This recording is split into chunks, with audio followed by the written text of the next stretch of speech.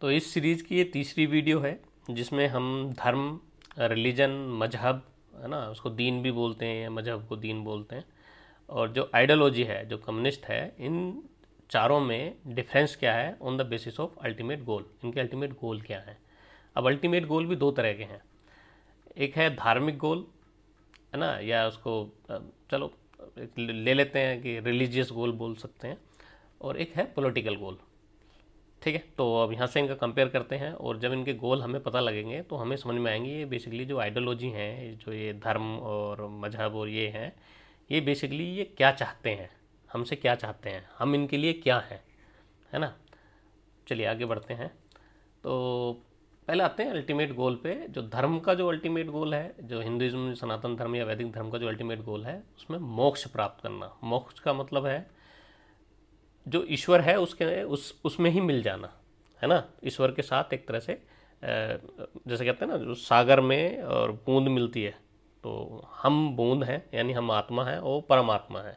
ठीक है, तो बूंद जो है वो आत्मा है, और जो पूरा सागर है ना, वो परमात्मा है। तो वो बूंद जाके सागर से मिल जाती है, तो उसको बोलते हैं लिबरेशन या मोक्ष।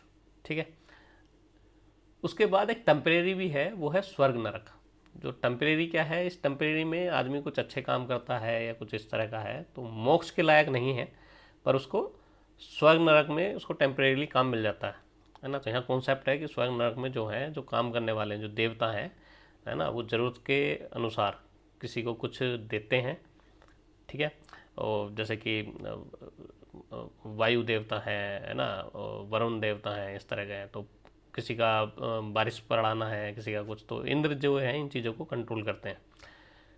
तो वहाँ पर ही कुछ इस तरह का काम मिल जाता है, पर ये टेम्परेरी है। जैसे इंद्र की पदवी भी टेम्परेरी है, कितने इंद्र आते हैं, पर इंद्र की जो है वो बेसिकली पदवी है, इंद्र किसी का नाम नहीं है ना।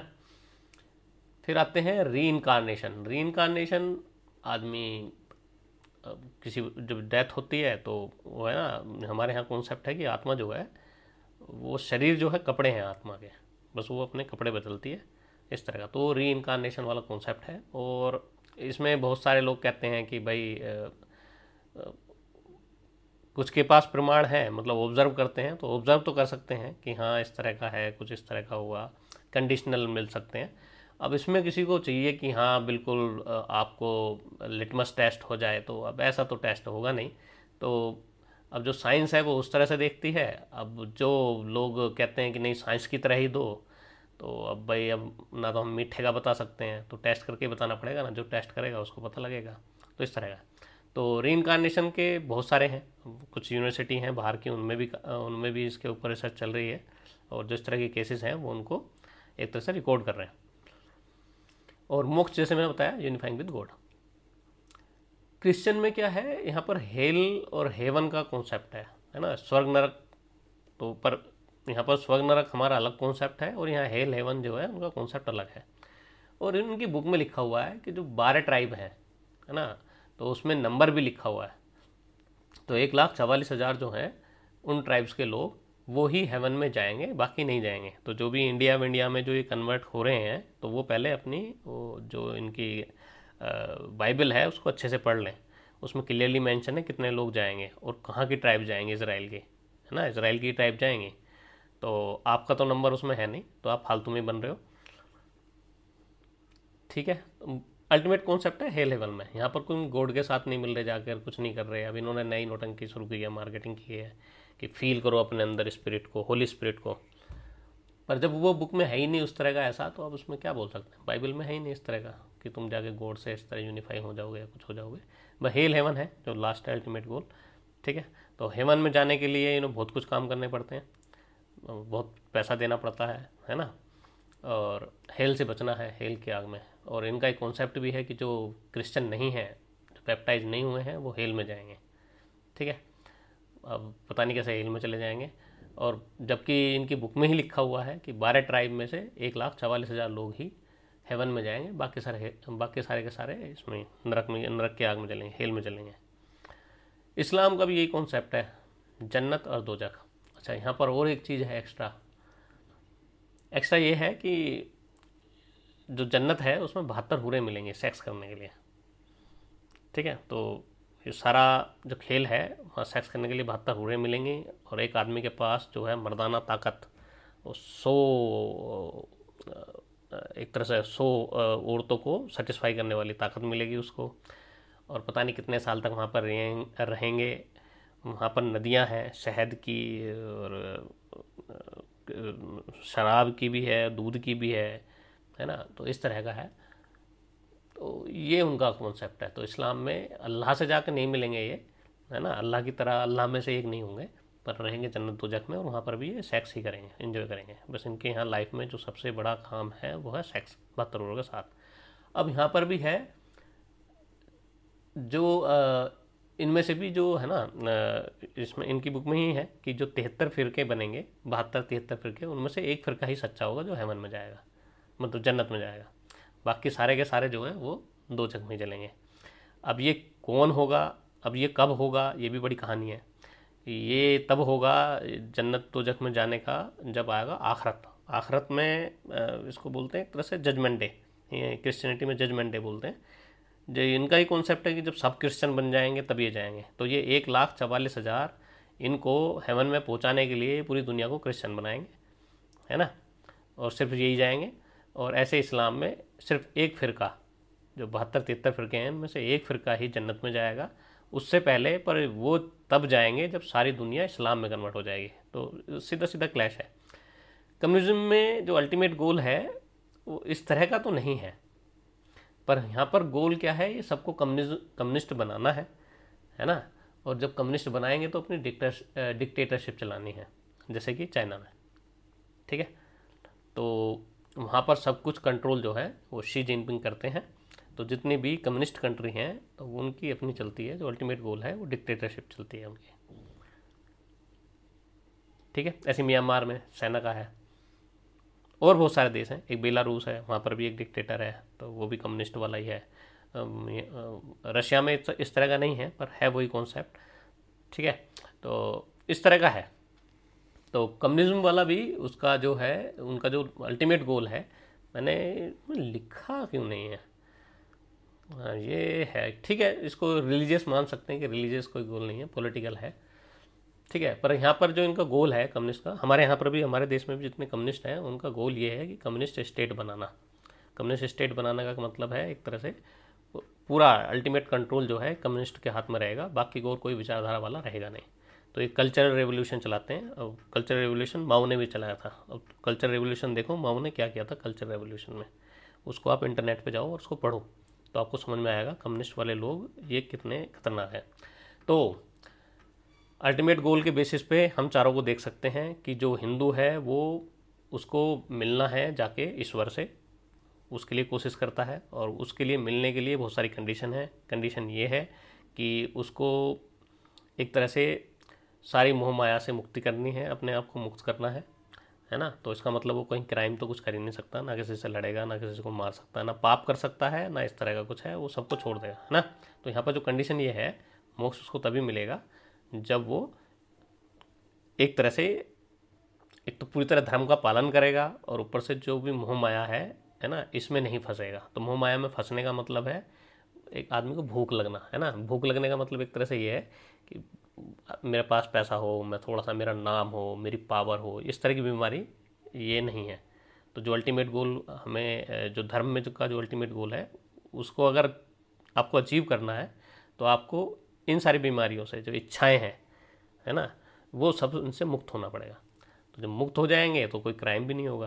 पर जबकि क्रिश्चियनिटी में आप कुछ भी क्राइम कर लो, बैप्टाइज बन जाओ, हेवन पक्का, और उसमें कुछ चर्च वर्च को फंड वंड भी कर देते हैं, चर्च खुश हो जाता है और वो तुम्हें हेवन में सीट बुक कर देता है। इस्लाम में भी है, ठीक है। तो उसको भी हम आगे डिस्कस करेंगे। कम्युनिज्म में उनको अपनी स्टेट बनानी है, कम्युनिस्ट स्टेट, जैसे चाइना में माओ जेडुंग ने बनाई थी, उसको पढ़ लेना, कितने लोग मारे और अब भी कितने मार रहे हैं। अब जो क्राइटेरिया है मैंने बता ही दिया है। क्राइटेरिया जो है धर्म का जो क्राइटेरिया है कि अगर आपको ये जो अल्टीमेट गोल अचीव करना है तो वो कर्म से डिसाइड होगा, ठीक है। क्रिश्चियनिटी है उसमें वो तो बैप्टाइज होगा, प्रे करेगा, फेथ रखेगा, फेथ सिर्फ उसमें ही रखनी है, सिर्फ गॉड में ही, है ना, क्राइस्ट में और गॉड में ही फेथ रखनी है। बाकी में अगर फेथ रखेगा तब भी हेल में जाएगा। गॉड बड़ा इनका जो है वो एक तरह से बहुत गुस्से वाला है। वो गॉड ना हो गए है ना, ये जो गली के गुंडे टाइप के होते हैं उस तरह के हैं। अगर तुम दूसरे के पास चले गए तो वहाँ कैसे चला गया, वो गुस्सा हो जाता है ना।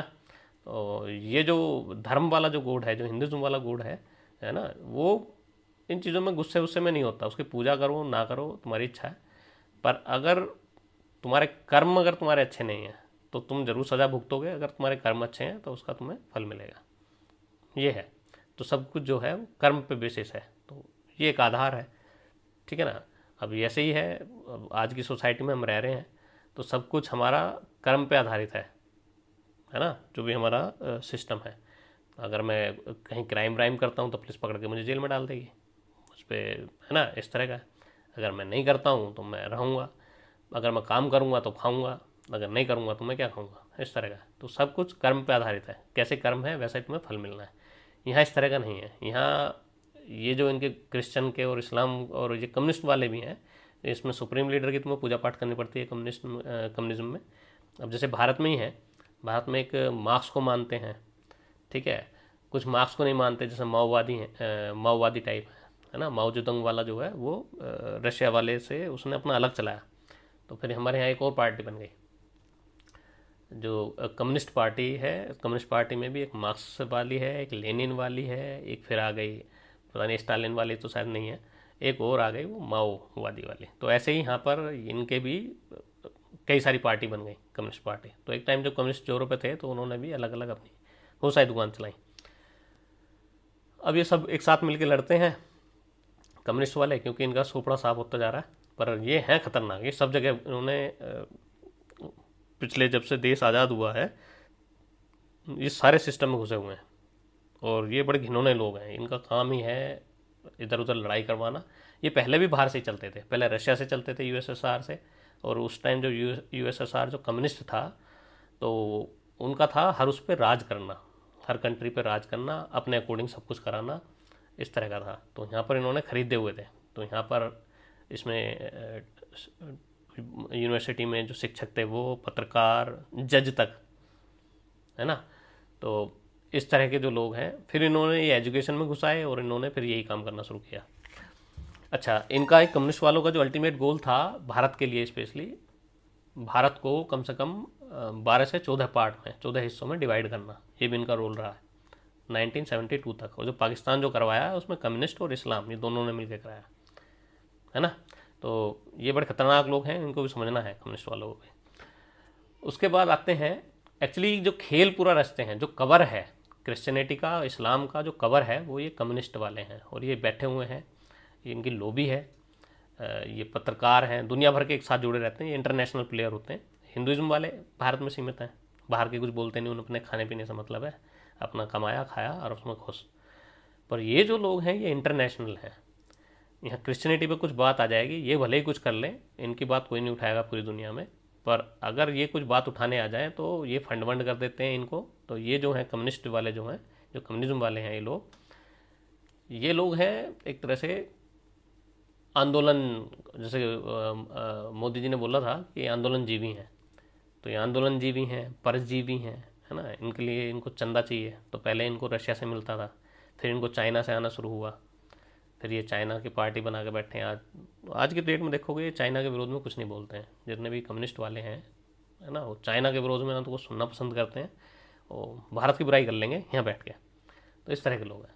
और यही कम्युनिस्ट ना तो यहाँ जो भारत में जितने भी एक तरह से मुस्लिम हैं, है ना, मुस्लिम लीडर हैं, उनको भी नहीं बोलने देते हैं चाइना के खिलाफ, ठीक है। तो मैं मुस्लिम लीडर की बात मैं इस तरह से कर रहा हूँ जैसे ओवैसी टाइप है, ये चाइना के खिलाफ नहीं बोलते हैं। चाइना में भी तो मार रहे हैं ना मुस्लिम को, पर ये नहीं बोलने देते हैं, क्योंकि एजेंडा जो है तीनों का भी मिलकर चल रहा है, और ये अगेंस्ट है हिंदुज़म की। अब इनका कॉन्सेप्ट समझो। तो क्राइटेरिया क्या है क्रिश्चियनिटी का, मतलब ये क्राइटेरिया है कि तुम इस गैंग में तब भर्ती हो सकते हो अगर अपने को बैप्टाइज करा लो, तो इस गैंग में हो जाओगे।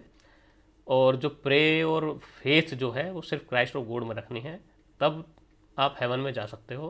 पर अगर ये जो पढ़ रहे हैं, अगर वो इस बुक को पढ़ेंगे जिसमें है सिर्फ 12 ट्राइब जो हैं वो जाएंगे इसराइल की, और उसमें भी नंबर है 1,44,000, सिर्फ ये जाएंगे हेवन में, तो इनको समझ में आएगा कि ये क्या खेल है। तो ये हेवन के नाम पे इन्होंने हेवन में सीट बुक कराते हैं पैसे वैसे लेके, तो इस तरह का धंधा चलाया हुआ है। यहाँ पर भी ये एक फिरका सच्चा है, कौन सा सच्चा है किसी को नहीं पता। अब ये मार काट करके जो लास्ट में एक बचेगा वही सच्चा होगा और वही जाएगा जन्नत में 72 हूरों के साथ सेक्स करेगा। ठीक है, तो इसके लिए कंडीशन है यहाँ पर भी इनका ये है कि जो इस्लाम को एम्ब्रेस करे, ठीक है, और अल्लाह और मोहम्मद जो इनका प्रॉफिट है उसमें उनको विश्वास हो। ठीक है, नमाज पे करे, जक़ात पे करे। यहाँ पर भी है, यहाँ पर भी 10वां हिस्सा है। इसको भी मैं एक जो रिलीजियस टैक्स है उसको अगले लेक्चर में डिस्कस करूँगा। तो जब ये पे करोगे तब तुम्हें जन्नत मिलेगी। ठीक है, और ये भी सच्चाई से पे करना है, और उसके बाद फिर ये वाला कॉन्सेप्ट भी है। तो मतलब इस्लाम में ये है कि ये झगड़ा ख़त्म होगा ही नहीं। जो लास्ट में है, मतलब पूरी दुनिया को ये पहले मुस्लिम बनाएंगे, पूरी दुनिया चलो मान लिया मुस्लिम बन गई। मुस्लिम बनने के बाद फिर क्या करेंगे, अब 73 में से एक फिरका सच्चा होगा, फिर ये आपस में लड़ाई होगी, आपस में मार काट होने के बाद जब एक फिरका बचेगा वो जाएगा जन्नत में। ठीक है, अब वो कैसे जाएगा अब उसको भी करना पड़ेगा, वो उनको या तो आपस में लड़ेंगे, कोई लास्ट में बचेगा, मुझे तो ऐसा लग रहा है। क्योंकि अगर सिर्फ एक ही फिरका बचा और तब भी पूरी दुनिया में सब इस्लाम मतलब सब मुस्लिम बन गए, एज्यूम कर लेते हैं ऐसे, और उसके बाद एक फिरका बचा है ना, सब मुस्लिम बन गए और आपस में भी इनकी लड़ाई हुई, 73 फिरकों में आपस में लड़ाई हुई और एक फिरका जिंदा बचा, और उसके बाद फिर क्या होगा। ठीक है, उसके बाद मुझे लग रहा है आखिरत आ जाएगी और उनको उस पूरे फिरके को वो जन्नत में ले जाएंगे। ठीक है, फिर वो 72 हूरों के साथ सेक्स करेंगे और बस द एंड। ये इनका है, इनका भी ऐसा ही है ना। कम्युनिस्ट में क्या है, कम्युनिस्ट में सारी दुनिया वो डिक्टेटरशिप के अंडर में जाने का है ना। तो कम्युनिस्ट में जो क्राइटेरिया है कम्युनिस्ट बनने का, एक तो गॉड में बिलीव नहीं करना है, ठीक है, पर किस में बिलीव करना है, काल में बिलीव करना है, कार्ल मार्क्स में बिलीव करना है, लेनिन में करना है ना, माओ में बिलीव करना है, इनकी जो बुक है उसमें बिलीव करना है। एक बुक है इनकी रूल फॉर रेडिकल, वो बुक बड़ी अल्टीमेट है ना। तो तुम यहाँ देखोगे किसान आंदोलन, एंटी सीए प्रोटेस्ट, कभी कुछ प्रोटेस्ट कभी कुछ प्रोटेस्ट, यानी आप योगेंद्र यादव को देखो, वो बेरुपया है, वो इच्छाधारी नाग, वो कुछ भी बन जाएगा है ना, वो कुछ भी बन जाएगा, कभी डॉक्टर बन जाएगा, कभी वो किसान बना हुआ है आजकल, कभी वो अर्थशास्त्री बन जाता है। मतलब ये है कि इनको बोलते हैं बुद्धिजीवी, और अपने आप को बुद्धिजीवी बोलते हैं। अच्छा, इनमें कमाल की बात है, कम्युनिस्ट जितने भी हैं आपस में एक दूसरे को बुद्धिजीवी बोल के संबोधित करते हैं, है ना। तो इस तरह से ये बुद्धिजीवी बन जाते हैं, इस तरह का। तो इनका क्राइटेरिया है कौन कितना ज़्यादा उपद्रवी है। जब तक अगर ये कम्युनिस्ट स्टेट के अंदर है तो योगेंद्र यादव जैसे को उनको सबसे पहले लटकाया जाएगा। ठीक है, ये जितने भी हर बात पर नाटक करते हैं ना, तो जब इनका नहीं रहता है तो सबसे पहले अगर कम्युनिस्ट स्टेट में, अगर कम्युनिस्ट स्टेट बन जाती है और जो डिक्टेटर बन गया जो भी, यानी सपोज करो मोदी कम्युनिस्ट होता है ना, तो योगेंद्र यादव या तो उसके सामने फिर कुछ करता नहीं, अगर करता तो वो उसको टांग देता है। तो जैसे कि शी जिनपिंग को देख ही रहे हो, कौन सा था वो अलीबाबा वाला जैकमा, वो कुछ बेचारा बोल गया था, वो पता नहीं कहाँ है, इस तरह का। अब आते हैं पॉलिटिकल सुप्रीम लीडर। धर्म में कुछ नहीं है, धर्म में पॉलिटिकल कोई लीडर नहीं होता, जो भी होता है वो एक तरह से धार्मिक लीडर ही है। जैसे कि शंकराचार्य हैं, पर उनको भी कोई मानता नहीं है, उसमें भी 4 शंकराचार्य हैं, है ना। तो जिसकी मर्जी है मानने, जिसकी मर्जी है नहीं मानने, कुछ तरह का है। वैसे मानना चाहिए, पर ठीक है, मानने की भी कंडीशन है, लोगों की अपनी एक्सपेक्टेशन है कि भाई इस तरह का होगा तब मानेंगे, नहीं तो नहीं मानेंगे। तो यहाँ पर चॉइस है। क्रिश्चियनिटी में जो पॉलिटिकल लीडर हैं, तो ये सब एक तरह से ये एक तरह से एक है ना,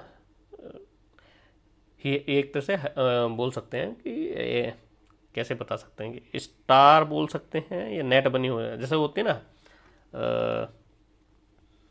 चैन मार्केटिंग, 1 के नीचे 2, 2 के नीचे 4, 4 के नीचे 12, 15, 8 जो भी हैं, इस तरह का है ना। तो हायरार्की बनी हुई है। तो यहाँ पर सबसे ऊपर जो है, जैसे कैथोलिक क्रिश्चियन में सबसे ऊपर है पोप, वो बैठता है वेटिकन में, वो सारे जितने भी कैथोलिक क्रिश्चियन है सबको कंट्रोल करता है। तो उधर से मैसेज आएगा और नीचे फिर ये जो पूरी दुनिया में है ये सारे एक्टिवेट हो जाते हैं कि अब क्या करना है। या जो प्रोटेस्टेंट हैं या ऑर्थोडॉक्स हैं, या फिर अब जैसे प्रोटेस्टेंट हैं उनमें उनके अपने चर्च हैं, ठीक है, तो वो जिनको कैथोलिक पसंद नहीं आ रहे वो फिर प्रोटेस्टेंट बन जाते हैं या ऑर्थोडॉक्स बन जाते हैं, तो उनके भी चर्च हैं अपने। तो काम इनका भी यही है, यहाँ चर्च कंट्रोल करता है। ठीक है, तो एक में होता है फादर, एक में होता है पोस्टर होता है, फोस्टर होता है, पता नहीं कुछ ऐसे होता है।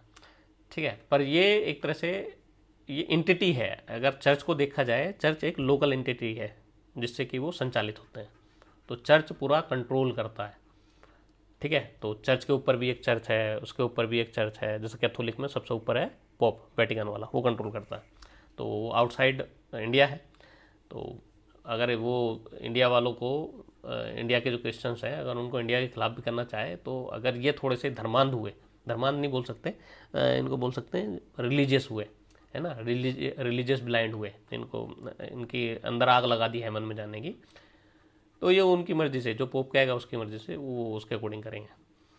इस्लाम में भी यही है। इस्लाम में जो है बेसिकली ये कैलिफेट होता है ना, खलीफा।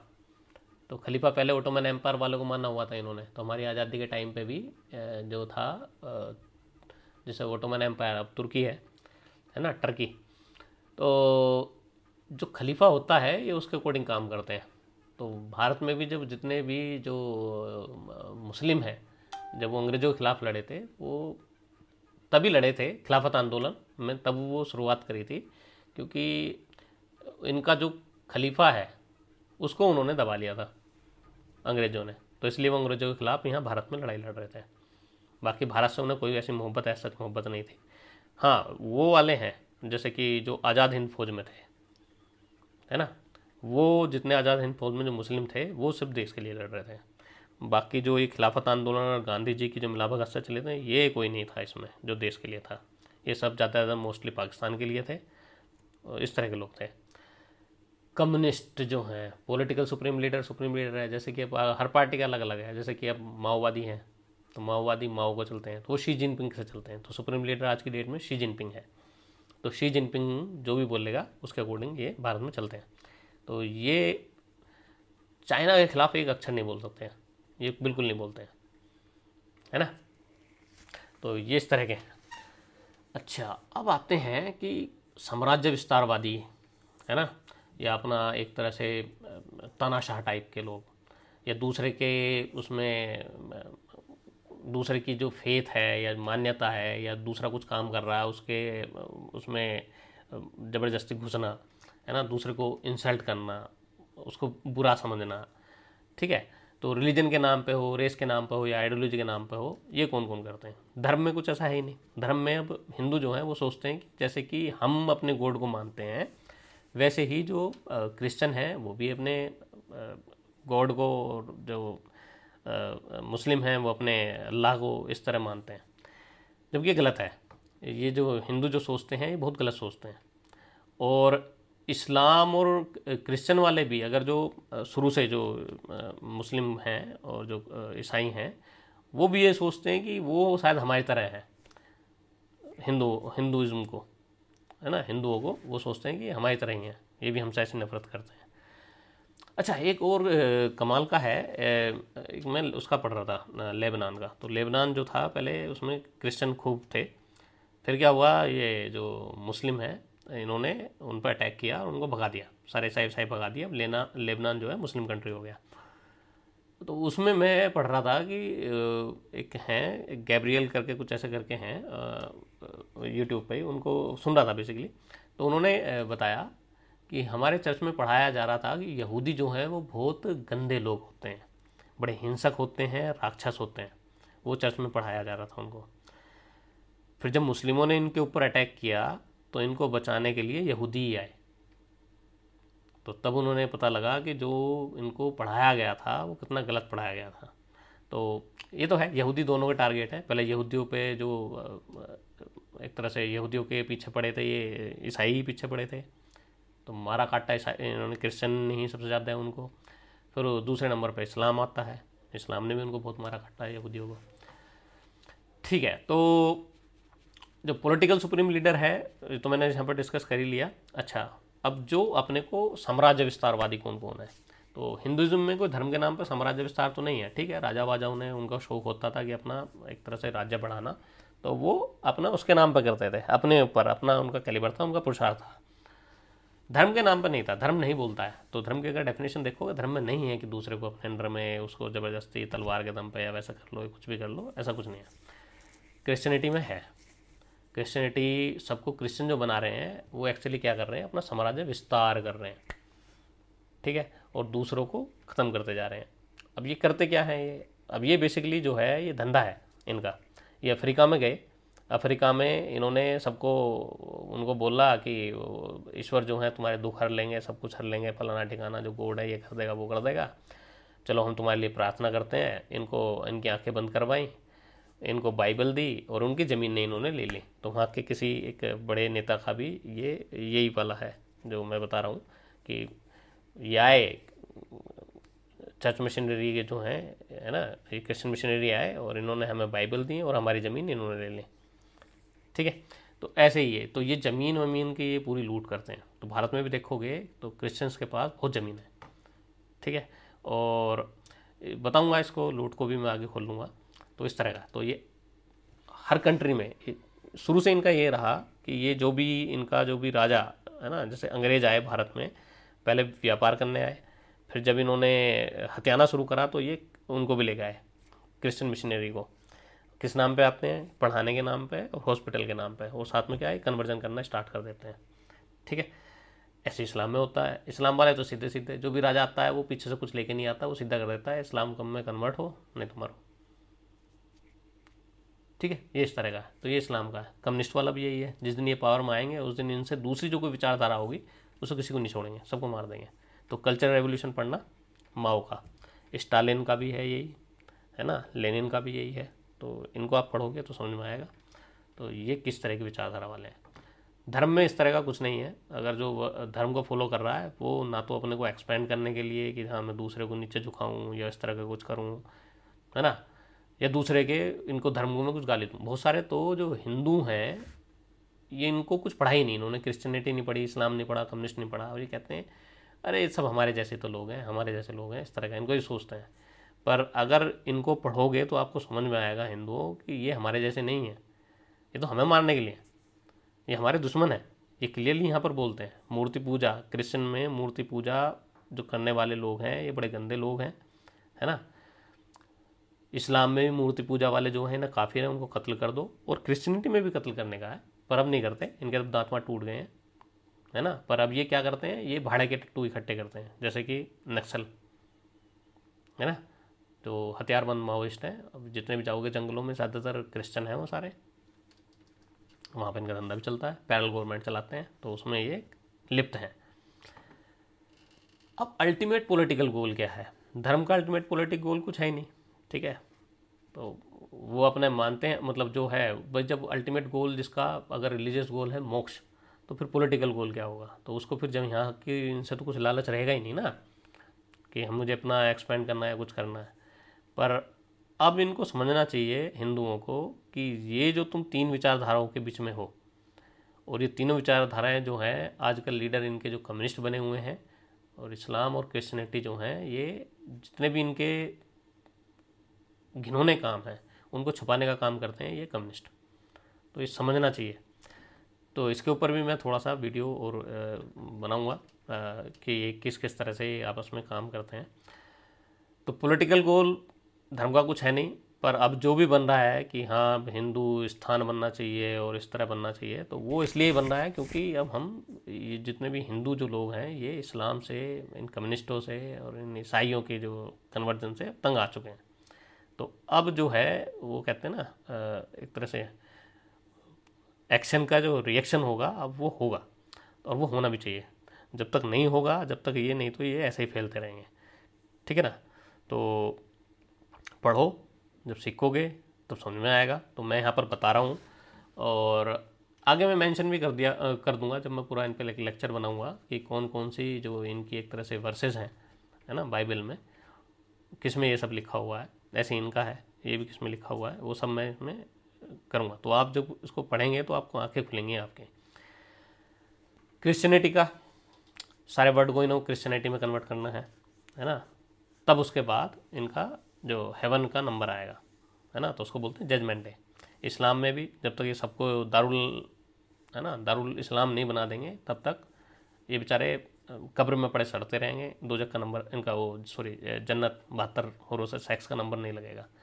तो वो ठड़क में पड़े हैं वो बेचारे, उनको जाना है ना। तो वो इंतजार कर रहे हैं कभी ये सारा कन्वर्ट करें। तो आग पूरी लगी हुई है कि सबको कन्वर्ट करना है फटाफट, और फटाफट फिर जाके जन्नत की टिकट कटवानी है ना, सेक्स करना है 72 होरों के साथ।